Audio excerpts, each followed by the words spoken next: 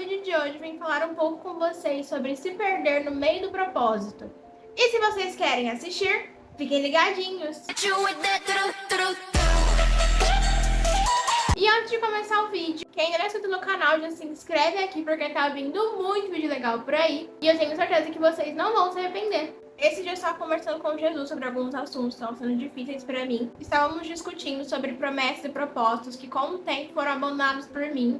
E Jesus me disse a seguinte frase: não foi a promessa que se perdeu, foi você.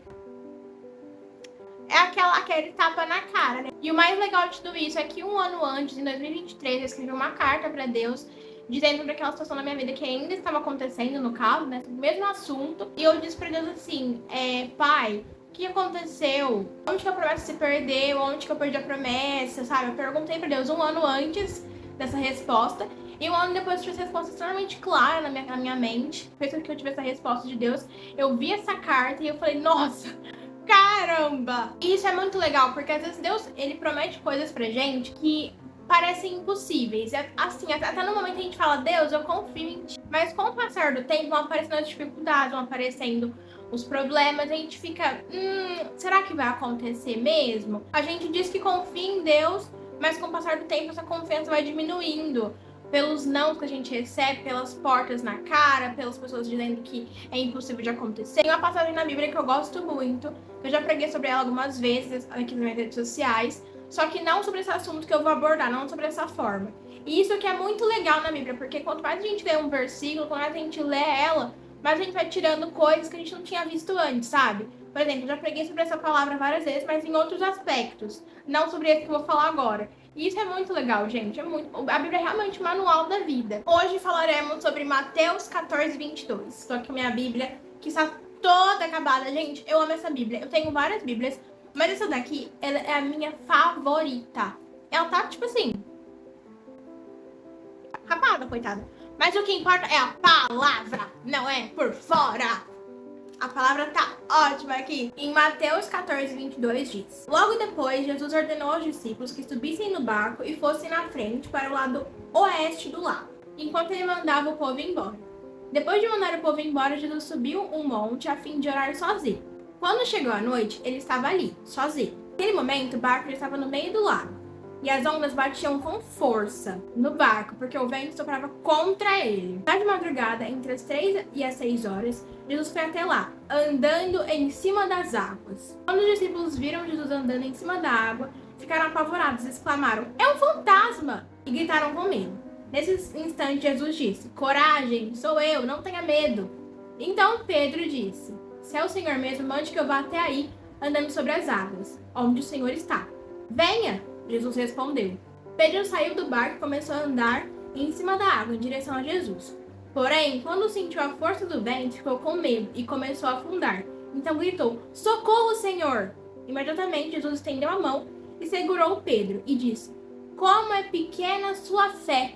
Por que você duvidou? Então os dois subiram no barco e o vento se acalmou. Os discípulos adoraram Jesus, dizendo, de fato, o Senhor é o Filho de Deus. Nessa passagem, Jesus estava pregando. E depois de se despedir da multidão, ele resolveu orar sozinho e instruiu que os discípulos fossem na frente dele no barco, que depois ele alcançava eles. Só que quando Jesus terminou de orar, já era de noite, o barco já estava muito longe. As ondas batiam com grande força e balançavam o barco, por conta do vento que estava muito forte. Então Jesus resolveu andar sobre as águas. E essa parte de Jesus andar sobre as águas na tempestade é uma coisa que eu fico... Cara, porque faz muito sentido em várias coisas. Porque assim, tava com um vento horrível, as ondas horríveis. Mas Jesus andou sobre as águas. Com o vento, tempestade, com tudo. Ele andou sobre as águas. Então isso é muito significativo porque mesmo quando a gente tá num momento muito difícil pra gente, a gente tá, tipo, tudo dando errado, Jesus sempre dá um jeito de chegar até nós. E quando os discípulos viram Jesus, ficaram com muito medo. Falaram, nossa, é um fantasma, socorro. E aí Jesus fala, gente, não é pra ter medo porque sou eu, né? Todo mundo duvidou, falou, não é Jesus. Aí Pedro, que era o mais engraçadinho de todos, né? Ele pegou e falou assim, então mande que eu vá até aí andando sobre as águas com o Senhor, porque aí eu vou. E Jesus fala, vem. E aí ele vai. E outro ponto interessante de tudo isso é que os discípulos sempre estavam com Jesus. Então sempre eles viam Jesus fazendo milagres, tipo, milagres impossíveis, eles viram Jesus fazendo. Mas mesmo assim, duvidaram que era Jesus andando sobre as águas. Eles viam os milagres de Jesus fazendo, mas não acreditavam que Jesus poderia estar ali andando sobre as águas. Aí Pedro começou a andar com Jesus sobre as águas, tá tudo certo, tá tudo ok. Só que aí ele começou a reparar no quê? Na força do vento. Na força do vento, na força das ondas. E aí o que aconteceu, gente? Quando ele começa a parar de focar em Jesus e a começar a reparar nos problemas dos ventos, o que acontece? Ele afundou. E Jesus estava lá com ele, Jesus estava do lado dele. Jesus falou assim: vem andar então. Foi Jesus que disse para ele vir andar. Mas mesmo vendo Jesus do lado dele, na frente dele, ele ficou com medo de afundar. E aí quando ele ficou com medo de afundar, ele começou a reparar na força do vento, aí ele afundou de verdade. Quando Pedro parou de confiar em Jesus, confiar que Jesus poderia ajudar ele começou a afundar. E aí ele imediatamente pede: Jesus, me ajuda, socorro. E aí Jesus ajuda ele prontamente. Jesus diz para ele: como é pequena a sua fé, por que você duvidou? E quando eles subiram no barco novamente, tudo ficou calmo. A força do vento ficou calma, o mar se aquietou, tudo ficou certinho. E o que eu quero dizer para vocês com isso é que às vezes Deus promete coisas pra gente que parecem muito impossíveis e alguns problemas começam a acontecer e a gente começa a falar: nossa, talvez não vai acontecer, talvez Deus não é comigo, talvez não era pra ser, e você quer desistir, você se perde no meio do caminho, você se perde no meio do propósito. Mas se Deus promete algo pra você, você acha mesmo que ele não vai cumprir? E é como dizem Números 23:19. Deus não é homem para que minta, nem filho do homem para que se arrependa. Por acaso ele fala e deixa de agir? Acaso promete e deixa de cumprir? Então, se Deus te prometeu algo, descansa, mesmo que esteja tudo dando errado, mesmo que esteja, tipo assim, tudo acabado pra você. Se Deus te prometeu de verdade, se ele for pra você, vai, que eu tô com você.